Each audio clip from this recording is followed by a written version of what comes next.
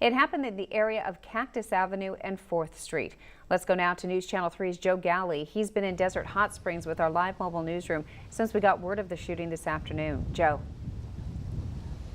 Well, Karen, according to the Desert Hot Springs Police Department, they believe this shooting started when a neighbor accused a man across the street of being a thief. As you can see right now, it's still a very active investigation here on 4th Street. The street is still shut down. Investigators still looking in the street, looking for clues and interviewing neighbors. Now, police did respond to an alleged burglary earlier in the day, but after investigating and searching the accused man's home, officers did not find any stolen items. After police left, the man that called about the theft allegedly went across the street and started a verbal confrontation, which then turned physical. At some point, one of those men took out a gun and started shooting.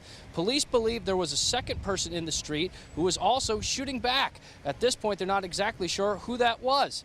In the end, 4 men were hit and taken to the hospital. 1 man was shot in the leg, another had a grazing bullet wound to the head, and the other 2 victims were shot in the torso. Police don't believe there's any other suspects to search for in this moment. Now, we don't know the extent of those men's injuries as well.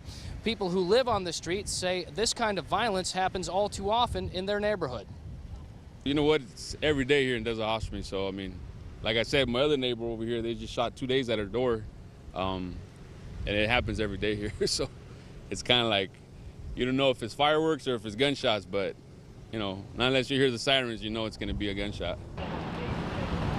A woman was also taken to the hospital while police were investigating. She was not shot, and at this point, I don't have the exact reason why she needed medical attention. I talked to about a half dozen other neighbors who refused to go on camera. They said they were afraid of retaliation just for talking to the press. They did tell me there is major tension between African Americans and Hispanic Americans in this area. They also say there is a major drug problem. At this point, police do not know if any of the suspects are involved in gangs. Reporting live in Desert Hot Springs, I'm Joe Galley.